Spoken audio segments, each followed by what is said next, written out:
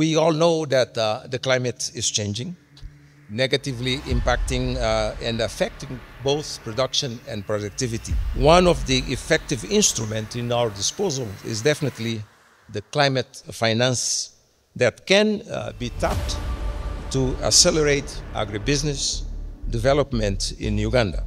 Anything to do with production has to first start with the market. And the fact that we are having this amazing continental market is an amazing opportunity for this country. A businessman wants to earn money in a sustainable manner.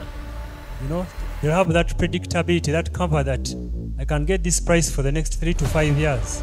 Agriculture thrives in a healthy environment, and to achieve this balanced ecosystem, it is crucial to incorporate climate finance in all our endeavors to foster advancements in agribusiness.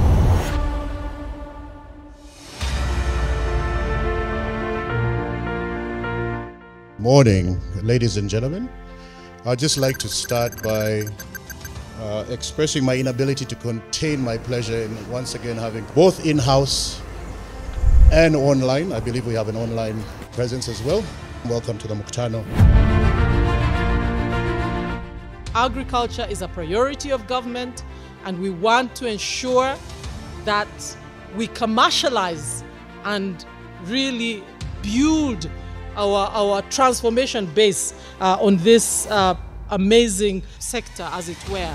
And as we progress, increased agriculture production and enhanced productivity will serve as the cornerstone for job creation along the value chain, ultimately leading to a surge in export revenues derived from value-added agricultural products. Uganda hosts over 1.5 million people, and most of these actually survive on agriculture. So engaging them in climate-smart agriculture practices is very important for the food security and nutrient security that we are all looking at. And we see the important role of the youth in agriculture. In this regard, FAO has been working with the Ministry of Agriculture to see how we bring the youth champions as part of the potential that we see in the sector.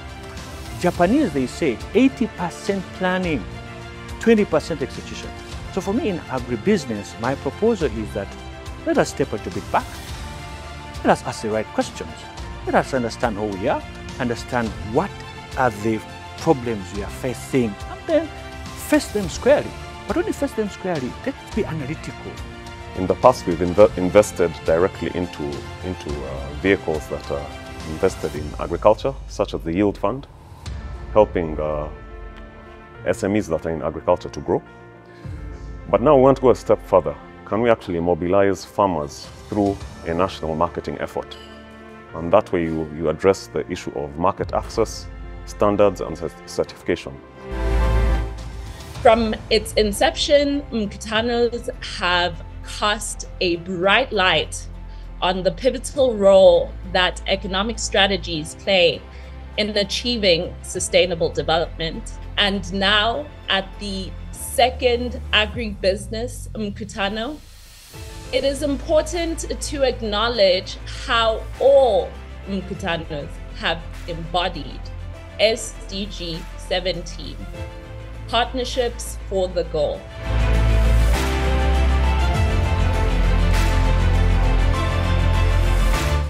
What we have seen so far is that the climate finance mechanism tends to be still very complex, in terms of the criteria that comes to access. It continues to require a number of studies in terms of feasibility. This is when we have to work. Partnership becomes important. All the UN agencies, the government, civil society organization, as well as the private sector, for us to come together and understand the complexities of this funding and design projects that really demonstrate the impact at the community level, but also the impact at global level.